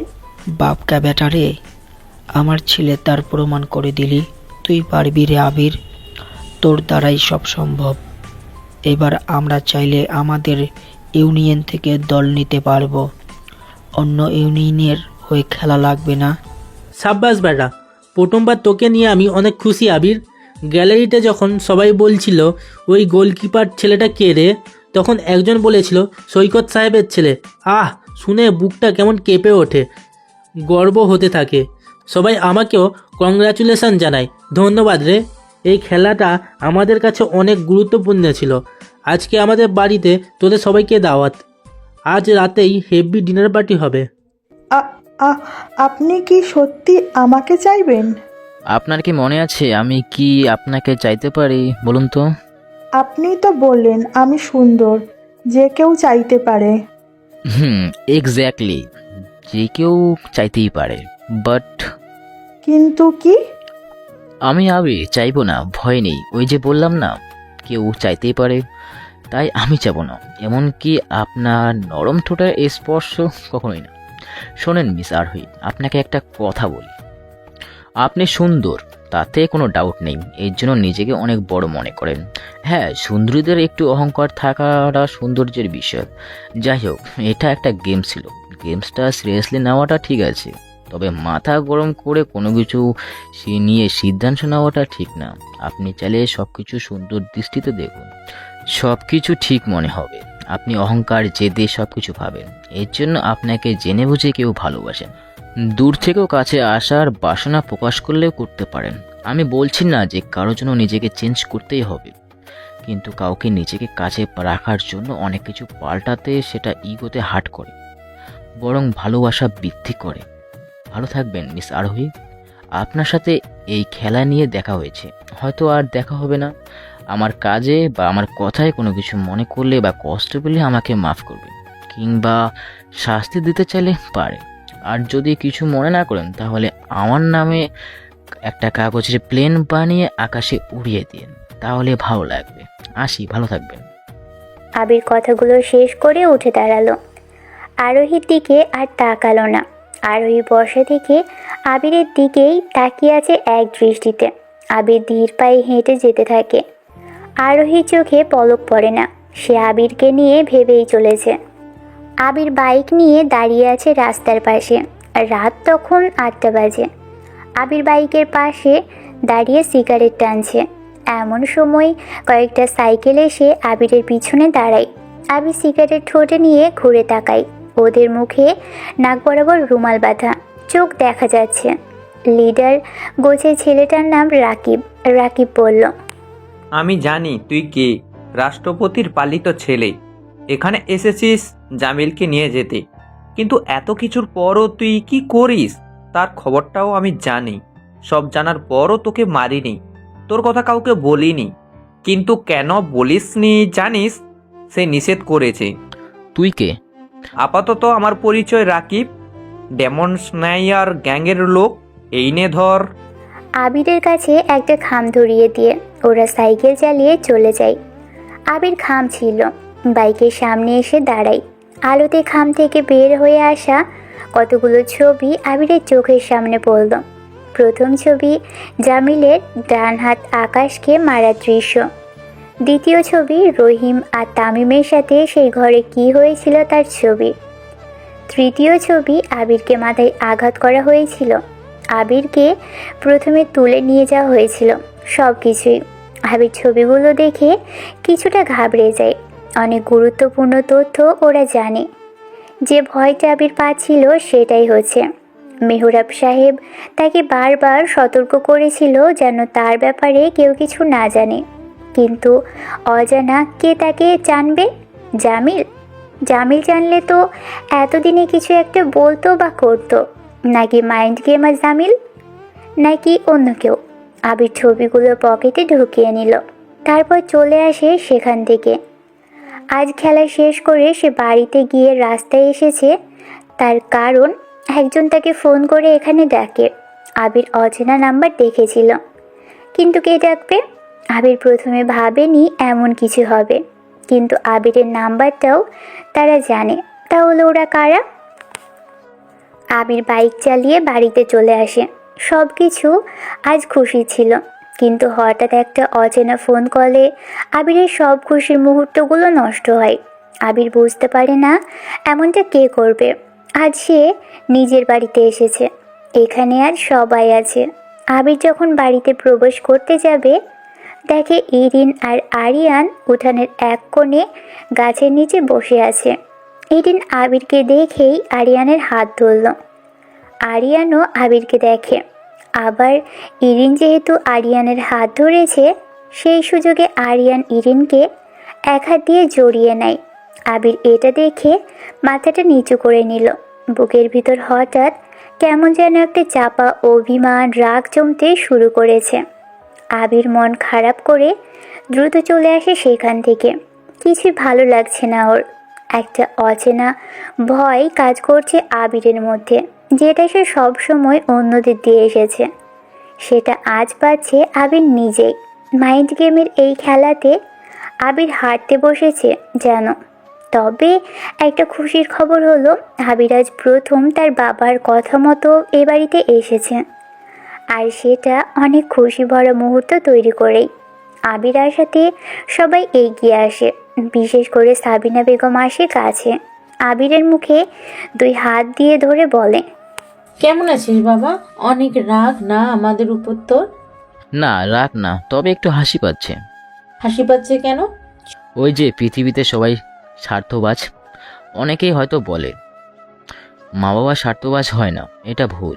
যে মা বাবা সন্তানকে জন্ম দেয়, সেই মা বাবা ওই সন্তানকে দূর করে তাড়িয়ে দেয়। সন্তান যখন কিছু করতে না পারে, তখন একটা ছেলে জানে পরিবারকে কিছু করতে না পারার কতটা কষ্ট। যে এই যে এমন আমি আসার পর আপনার সম্পত্তির দলিল ফিরে পেলেন, আপনার মেয়েদেরকে ইপটিজিংয়ের থেকে বাঁচালাম, আবার আজকে আপনাদের ফুটবল টিমকে চ্যাম্পিয়ন করলাম, তাই সবাই আমাকে বুকে টেনে নিলেন। পরিবারে ভালোবাসা সুর তো থাকতে নেই। এই যে ভালোবাসাটা অনেক সহজ হতে হয়, তবে আমি রেগে নেই। আপনারা আমাকে কাছে টেনে নিয়েছেন, এটাতেই আমি খুশি। সাবিনা বেগম কিছু বলে না, আবিরের থেকে চলে আসে। আবির অর্ককে ডাক দেয়, অর্ক আসে। অর্ককে পকেট থেকে ছবি সহ খামটা এগিয়ে দিয়ে বলে, এখানে কিছু ছবি আছে, রেখে দাও, এখান থেকে যে রাতে দেখব। ঠিক আছে স্যার। ছবি যেন না হারায়। আচ্ছা স্যার। অর্ক চলে আসে আরিতার কাছে। ওরা দুজন গল্প করছে। ইরিন আর আরিয়ান ভিতরে প্রবেশ করলো। আবিরের সামনে এসে বসলো দুজনেই বেশ হেসে হেসে কথা বলছে। আবির একবার তাকিয়েই চোখ সরিয়ে নেয়। এদের দুটোর একসাথে দেখলেই বিরক্তি লাগা শুরু হয়। হঠাৎ হিয়া আসে বাড়িতে। হিয়া এসে আবিরের পাশে বসলো। হিয়াকে দেখে ইরিন বিরক্ত হয়। হিয়া বলল, আবির, আজকে তুমি অনেক ভালো খেলেছো। তোমার মতো একটা ট্যালেন্টেড ছেলেই তো আমার দরকার। তাই নাকি? তাহলে তো আমার নিজেকে তোমাকে দিয়ে দিতে হবে। হ্যাঁ দিবা, আমি তো চাই তুমি আমার হয়ে যাও। অনেক ভালোবাসো আমাকে? অনেক ভালোবাসি। তুমি খালি আমাকে ভালোবাসার সুযোগ দাও, দেখবা কতটা ভালোবাসি। আচ্ছা, একটু পর ডিনার করতে হবে, তখন কথা বলবো। একটু বাইরে যাচ্ছি।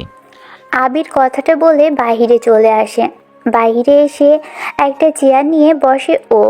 আকাশে আজ তারার মেলা, চাঁদ উঠেছে, তবে কিছুটা মেঘময় আকাশ হওয়াতে চাঁদটাকে ঘিরে রাখছে। একটা মজার খেলা চলে আকাশ আর প্রকৃতির মধ্যে।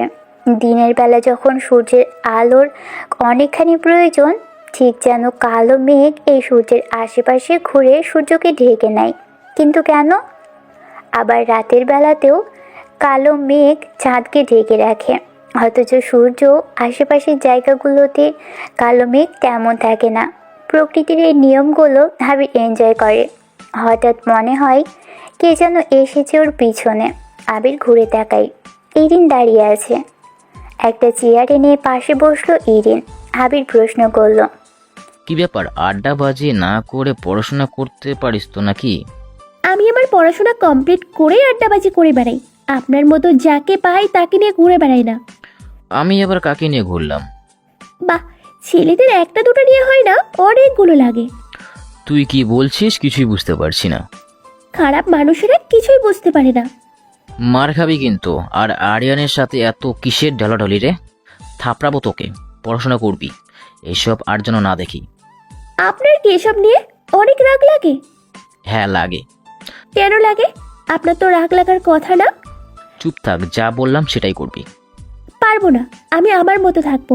একটা মানুষ কতজনের সাথে যে ঢলাঢলি করে সেটা আমারও দেখতে হবে। ছি। এই আবার কি বলছিস? বুঝিয়ে বলে এখনই। কিছু না, থাকেন আপনি। ইরিন চলে যায় ভিতরে। আবির অবাক হয়ে তাকিয়ে থাকে। ডিমন স্লায়ার কে?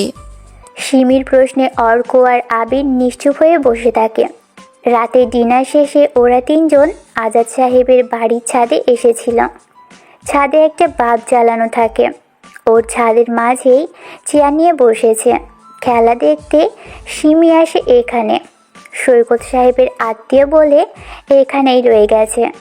অর্ক ছবিগুলো হাতে নিয়ে বেশ কিছু সময় তাকিয়ে থাকে। আবির বলে, এখানে আসছি আমি, তুমি, সিমি আর মেহরাব সাহেব ছাড়া আর কেউ জানে না। তাহলে কি এটা মেহরব সাহেব করেছে নাকি? হতেও পারে, সন্দেহের দৃষ্টিতে কেউ বাদ না, আমরাও হতে পারি। হ্যাঁ, কিন্তু তোমাদের তিনজনের মধ্যে কেউ না। হাসিব জানে আমি এখানে কি করতে এসেছি, আর আমি কে সে ওটা জানে। তাহলে কি হাসিব এমন করবে? না, হাসিব কখনো আমার সাথে এমন করবে না। ছোট থেকে ভালো বন্ধু আমার। আমার হিংস্রতার সম্পর্কে ও জানে। আমার পরিচয় কারো বাড়ির লোক এটা না। কিন্তু কে? সবাই চুপচাপ হয়ে যায়।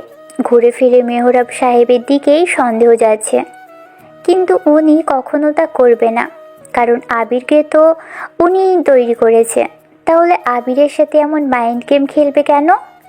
অর্ক বলে, মেহরাব স্যার এটা করবে না, কারণ ছবিগুলো রিস্টেনলি তোরা আমাদের কাজ নিয়ে মেহরাব স্যারের মাথা ব্যথা নেই। খোঁজ খবর ওইভাবে রাখে না, আমরা যা আপডেট দিব সেটাই উনি নেবে। এটা ঠিক। কিছুদিন আগে আমরা যা করেছি সেসবের ছবি। তার মানে জামিল আছে, নয়তো জামিলের কেউ আছে। জামিল তো মাস্ট বি, কিন্তু জামিল চিনে টাকা, সে এতটা বুদ্ধি দিয়ে কিছু করবে না। যাদের টাকা আছে তাদের এত বুদ্ধি দিয়ে কিছু করার সময় থাকে না। আমি কিছুটা বুঝতে পারছি, যে করেছে সে জামিলের লোক। আর জামিল আসলে বুদ্ধিমান। তাকে যেভাবেই জানি উনি সেরকমভাবেই জানে। একটা ছেলে হারানোর পর একজন বাপ চুপচাপ আছে, আর মানে ভিতরে অনেক কিছুই হচ্ছে। তাহলে চলেন ওকেই তুলে নিয়ে যাই। কিন্তু ওর প্রতি তো আমার কোনো রাগ নেই। আগে রাগ উঠুক, তারপর দেখা যাবে। এটা কোনো কথা বললেন আপনি? শোনো, যদি জামিল ডালে ডালে খেলে, আমি খেলবো পাতায় পাতায়। সে করলে হবে আনলিগাল, আর আমি করলে হব লিগাল। তার তথ্য ফাঁস হলেও সমস্যা নেই, কিন্তু ওদের তথ্য ফাঁস হলে সমস্যা। এর জন্য আমাকে তারা প্রকাশ করবে না, আমাকে মারতে চাইবে। তাই আমাকে ঠিক আমার মতো করে সেভ করে চলতে হবে। যাও এখনই ঘুমাতে, বেশিক্ষণ থাকলেই সমস্যা। সবাই যে যার মতো চলে যায় ছাদ থেকে। আবিরের মাথায় এখন দুটো চিন্তা। একটা হলো ডেমন স্নাইপার কে, আরেকটা হলো ইরিন। ইরিনের প্রতি হঠাৎ ওর ভাবনাগুলো এসে থমকে যাচ্ছে, কিন্তু কেন তার এমন হচ্ছে বুঝতে পারছে না। ইরিনের প্রতি জেলাস কাজ করে আবিরের। আগে এমনটা হয়নি। আবিরকে সৈকত সাহেব একটু একটু পছন্দ করা শুরু করেছে। আজ 2 দিন ধরে এমনটাই আবির নয়, বরং সবাই সেটা নোটিশ করেছে। আবির ইরিনদের বাড়ি থেকে বের হচ্ছিল, এমন সময় আরিতা এসে বলে, ভাইয়া কোথায় যাচ্ছিস? বাইরে যাচ্ছি। কেন রে? বাবা ডেকেছি তোকে, বাসায় একটা জরুরি মিটিং করছে, তোকে ডাকছে, চল। আমাকে? আমি আবার তোদের ফাইনাল মিটিংয়ে এনে যোগদান করব? আরে বললাম তো বাবা ডেকেছে, আমি জানি না, সবাই আছে সেখানে। আচ্ছা চল। আবির আরিতা আসলো বাড়িতে। আবিরকে দেখেই সৈকত সাহেব বলল, ওই তো আবির এসে গেছে, এবার আলোচনা শুরু করা যাক। আমি বুঝলাম না, ওর জন্য এতক্ষণ কি আলোচনা অফ রাখা হয়েছিল নাকি?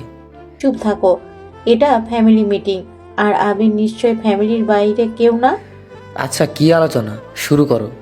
আমি আমার সব সম্পত্তি আমার সব পরিবারের সদস্যদের দিতে চাই। আবির, আরিয়ান আর আরিতা পাবে সব কিছু। সবাই বেশ গম্ভীর হয়ে বসে আছে। আবির দাঁড়িয়েছিল। আবির কিছু বলে না। আরিয়ান বলে, আবির কেন পাবে? তাকে তো বের করে দেওয়া হয়েছিল, আর বলা হয়েছিল সে আমাদের পরিবারের কেউ না। ও বুঝেছি এখন, আবির এত বছর পর কেন ফিরে এসেছে। সম্পত্তি নেওয়ার জন্য এসেছে সে, শালা হারামি একটা। তুই কেন এসেছিস? শুনেছিলাম যাওয়ার আগে তো বলে গিয়েছিলি তোর এসব লাগবে না। তাহলে তুই কি হারামি না? চুপ কর তুই, তোর লোভ দিন দিন বাড়ছে তাই না? আহা, থামো তোমরা, আমরা কথা বলছি তো। শোনেন, আপনারা আপনাদের ফ্যামিলি বিষয়ে কথা বলছেন, যেহেতু আমাকে ডেকেছেন তাই সেখানে আমার কিছু বলার অধিকার আছে। আপনার যা সম্পত্তি আছে তার এক টুকরো আমার চাই না। আপনি যা ইচ্ছা তাকে দিন।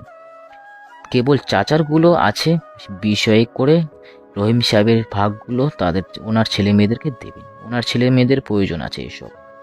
আমার কিছু লাগবে না। আমি ছোটোখাটো চাকরি করি ছোট একটা কোম্পানিতে, তাতে দিয়ে একটা মানুষের খেয়ে পড়ে চলে যায়। এসব আমার কোনো দরকার নেই, আর আমি এসব চাই না। এখানে আমি এসব নিতে আসিনি। আশা করি আমার কথাটা রাখবেন। আবিরের কথা শুনে সৈকত সাহেব চুপ হয়ে যায়। আরিয়ান তো মহা খুশি হয়েছে আবিরের কথা শুনে। আরিয়ান যা চাচ্ছিল তা পেতে চলেছে। সৈকত সাহেব বলে, আবির, তুমি আমার ছোট ছেলে, তোমারও প্রাপ্য আছে এসবের, আর বাবা হিসাবে তোমাদের এসব বড় হয়েছ, এসব দরকার আছে। খুব দ্রুত তোমাদের বিয়ের ব্যবস্থাও করে ফেলতে হবে। আগে যা হওয়ার হয়েছে সব ভুলে একসাথে থাকতে হবে। সবার সবটা বুঝে দিব। আমি তো বললাম আমার কিছুই লাগবে না। আমি দ্রুত চলে যাব এখান থেকে। আমার কিছু কাজ আছে, সেটা সবাই দেখতে পারবেন। শেষ হলে এখান থেকে আমি চলে যাব। আচ্ছা থাক, আবির নিবে না সেটা পরে দেখা যাবে। আজাদ ভাই, আপনার তো কেবল একটাই মেয়ে, কি করবেন আপনি? আমি তো কবেই সব ভেবে নিয়েছি। তুই কি ভেবেছিস? আমার যতটুকু আছে তা 2 ভাগ করব। 2 ভাগ কারা করে দিবে? আবিরকে দিব অর্ধেক, আর ইরিন বা তার জামাইকে দিব অর্ধেক। বড় বাবা, আমি তো... চুপ থাক। আমি যা দেব তা কি তুই নিবি, হ্যাঁ বা না বল? আচ্ছা ঠিক আছে, সময় হোক। আর একটা আলোচনা আছে, আরিয়ানের বিয়ে দিতে হবে। মেয়ে খুঁজো সবাই। বেশ কিছু সময় সবার আলোচনা চলতে থাকে। এমন সময় কলিং বেল বেজে ওঠে। আরিতা গিয়ে দরজা খুলে দেয়। দেখে আরোহী দাঁড়িয়ে আছে। আবিরকে দেখতে পেয়ে আরোহী ভিতরে প্রবেশ করে। কোনো কিছু না ভেবেই আরোহী দ্রুত এসে আবিরকে জড়িয়ে ধরে বলতে থাকে, আবির, আমি আপনাকে ভালোবাসি। খেলার দিন থেকে আমি একটু একটু করে আপনাকে ভালোবেসে ফেলেছি। আপনার অ্যাটিটিউড, আপনার কথা বলার ধরন, আপনার পার্সোনালিটি দেখে নিজেকে এই অচেনা অনুভূতির বাইরে রাখতে পারিনি। রাগ থেকে আপনাকে ভালোবেসে ফেলেছি। আপনাকে নিয়ে ভাবতে ভাবতে আমি আপনার প্রেমে পড়ে গেলাম। এখন আমার সব ভাবনা চিন্তা আপনাকে ঘিরেই। আমি আপনাকে ছাড়া আর কিছুই ভাবতে চাই না। আপনি করছি কেন? কল্পনাতে আমি আপনাকে তুমি করে বলি। আমি তোমাকে সত্যি অনেক ভালোবাসি আবির। আমি তোমাকে ছাড়া ভালো থাকতে পারবো না একটুও। আমি নিজেকে পরিবর্তন করে ফেলেছি। বিশ্বাস করো, আমি অহংকারী ভাব ঝেড়ে ফেলে তোমাকে চাইছি। আবির সহ সবাই অবাক হয়ে আরোহীর দিকে তাকিয়ে থাকে। আরোহী কেঁদে কেঁদেই কথাগুলো বলেছে। তবে সবার থেকে যে বেশি অবাক হয়েছে সে হলো ইরিন। ইরিনের চোখের পলকই পড়ছে না। সে তন্দ্রা মেরে দাঁড়িয়ে আছে। নিজের চোখ কান যেন কিছুতেই বিশ্বাস করতে পারছে না ইরিন। কি হলো সে কিছুই বুঝতে পারে না। আবির আরোহীকে ছাড়িয়ে নেয়। আরোহী চোখ লাল হয়ে গেছে। আবির আর চোখে ইরিনের দিকে তাকালো, মনে মনে বলল, সব কিছু কি এই ইরিনের সামনে হতে হবে? ধুর, ভালো লাগে না, কিছু ভালো লাগে না, কিছু ভালো হয় না আমার সাথে। আবির আরোহীকে কিছু বলতে যাবে এমন সময় দরজা দিয়ে প্রবেশ করে হিয়া। আবিরকে এসে জড়িয়ে ধরে। আবিরের বুকে মাথা রেখে শক্ত হয়ে জড়িয়ে ধরে হিয়া বলা শুরু করে, আবির, আমি তোমাকে অনেক ভালোবাসি।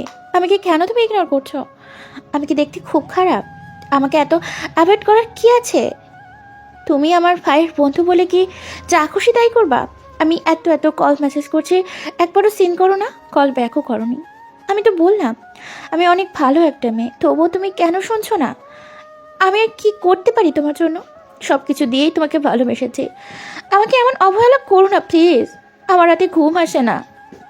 আমার রাত কাটে তোমার কল করতে করতে, মেসেজ করতে করতে, জাস্ট সিন করার আশাতেই এত কিছু করছে। আমার খেতেও ইচ্ছে করে না, ঘুমাতেও ইচ্ছে করে না। আমি কেবল তোমাকে চাই, চাই মানে চাই। সবাই এবার বসা থেকে উঠে দাঁড়িয়েছে। ওদের তিনজনের দিকে হাঁ করে তাকিয়ে আছে সবাই। এটা কি হলো? হঠাৎ আরোহী এসে আবিরকে ভালোবাসি বলল, আবার হিয়া এসেও বলল। বিষয়টা কি? ওরা দুজন কাঁদছে। আবির তো অবাক, আর চোখে ইরিনের দিকে তাকালো। ইরিনের চোখ মুখ কেমন যেন রাগে লাল হতে শুরু করেছে। আজাদ সাহেব আরোহীকে বলে, তুমি না চেয়ারম্যানের মেয়ে? হ্যাঁ, আমি আরোহী। আবিরকে ভালোবাসো তুমি? হ্যাঁ আন্টি, ভালোবাসি, অনেক বেশি ভালোবাসি। সে আমাকে ভালোবাসতে বাধ্য করেছে। তার সাথে কথা বলতে বলতে ভালোবেসে ফেলেছি। আর তুই না হাসিবের বোন, তুই আবিরকে ভালোবাসিস কিভাবে? আঙ্কেল, আমি আবিরকে অনেক আগে থেকেই ভালোবাসি। আমি আবিরকে না পেলে নিজেকে শেষ করে দিব বলে দিলাম। আমার আবিরকেই চাই। আমারও আবিরকে চাই, তবে অন্য কেউ নিতে আসলে সেটা তো হবে না। সবাই ওদের দুজনকে সোফাতে বসতে দেয়। আবির স্থির হয়ে দাঁড়িয়ে আছে। কি করবে সে বুঝতে পারছে না। ইরিনের এসব একদমই সহ্য হচ্ছিল না। সে একা একা বাড়ি থেকে বের হয়। আবিরও ইরিনের পিছু পিছু বের হয়। ইরিন দ্রুত হেঁটে চলে যাচ্ছে। আবির ডাকতে থাকে, ইরিন, এই ইরিন, শোন না। ইরিন পিছনে তাকায় না। আবির বুঝতে পারে না ইরিন কেন এমন রেগে বের হয়ে গেছে। তবু আবির ইরিনকে ডাকতে এসেছে। আবির এক প্রকার দৌড়ে এসে পিছন থেকে ইরিনের হাত ধরল। ইরিন সাথে সাথেই বলে, হাত ছাড়েন আমার। ইরিন, আমার কথা শোন, কি হয়েছে তোর? এমন করে রেগে যাচ্ছিস কেন? কোথায় যাচ্ছিস তুই? আমার হাত ছাড়েন বলছি। আমি কেন রেগে যাব? আমার রাগের কোনো কারণ নেই। হাত ছাড়েন। না, আমি ছাড়বো না। আমি জানি তুই রেগে আছিস।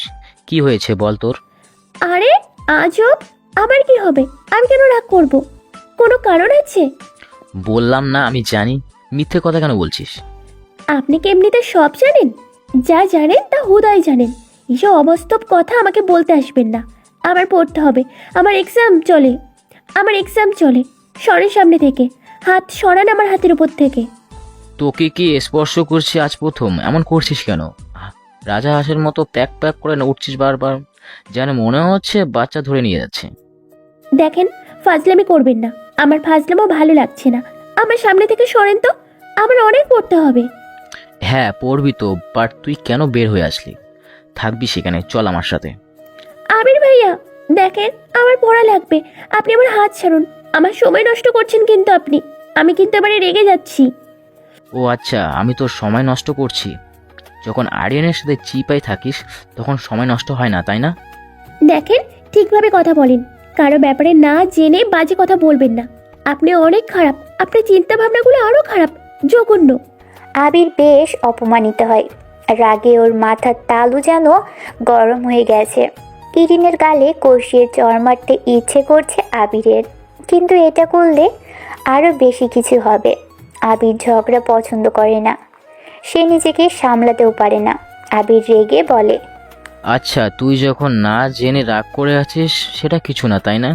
আমাকে যখনও বলছিস নিজেকে, হ্যাঁ, সারাক্ষণ এখানে সেখানে ঘুরে বেড়াস, জানি না ভাবছিস? দেখুন, আমি কিন্তু সহ্য করছি অনেক। আর বারবার এক কথা কেন বলছেন আপনি? আমি কেন রেগে যাব? রেগে যাওয়ার পিছনে কি কারণ থাকবে? ভাবছেন আমি আপনাকে পছন্দ করব? কখনো না।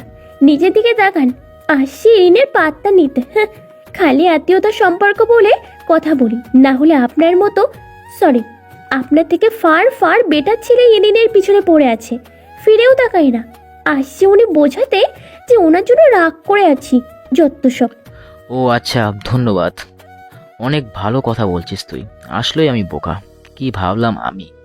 তবে তুই যা মনে করছিস তেমন কিছুই না। সরি, তোকে বিরক্ত করেছি আমি।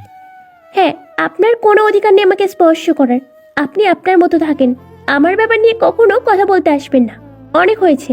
ছোট থেকে আপনি বেশি বেশি করেন। শুনেছি তো আপনার জন্য শিরিন আপু মারা গেছে। আপনি অনেক খারাপ একটা মানুষ। আপনার সাথে আমি কখনো কথা বলতে চাই না। আপনি একটা চরম বিরক্তিকর। ইরিনের কথাগুলো শেষ হতেই আবির ইরিনের হাত ছেড়ে দেয়। আবির মাথা নিচু করে ইরিনের সামনে থেকে সরে আসলো, আর ইরিন দ্রুত আবিরের সামনে থেকে দৌড়ে চলে যায়। আবির কেঁদেই ফেলে সেখানে। ইরিনের কথাগুলো ওর কানে যেন বারবার রিপিট আকারে ভেসে আসতে থাকে। আবির নিজের প্রতি বিরক্ত হয়। দূরে একটা চিকন লাঠি দেখতে পায় আবির। সেটা হাতে তুলে নিল। তারপর ইচ্ছে মতো আবির তার রানের উপর পেটাতে থাকে আর চোখ বন্ধ করে ইরিনের কথাগুলো ভাবতে থাকে। কিছু সময় পর আবির বাড়িতে ঢুকলো। সবার সামনে সৈকত সাহেবকে বলল, কিছু মনে না করলে আমি একটা জিনিস চাইবো, দেবেন আপনি? হ্যাঁ বলো। আমার কোনো সম্পত্তি, বিজনেস, টাকা পয়সা, ধন দৌলত কিছু লাগবে না। আমি কি এই বাড়িতে আমার জন্য থাকার একটা রুম পেতে পারি? জাস্ট কিছুদিনের জন্য একটা রুম চাই, প্রমিস। আর আমি কিচ্ছু চাইবো না। হ্যাঁ অবশ্যই, কেন দিব না? আর এভাবে বলার কি আছে? উপরতলাতে উঠে ডান পাশের দিকের শেষ রুমটা তোমার জন্য, সবচেয়ে সুন্দর করে তৈরি করা। ধন্যবাদ। আবির কথাটা বলে আর কারো দিকে না তাকিয়ে দ্রুত সেখান থেকে চলে আসে। আবির পরের দিন জামিল সাহেবের সাথে দেখা করার জন্য বাড়ির বাইরে আসলো। আবির যখন বাইকে উঠে বাইক স্টার্ট করবে তখনই পিছনে আজাদ সাহেব এসে দাঁড়ায়। আবিরকে বলে, আবির কোথায় যাচ্ছিস?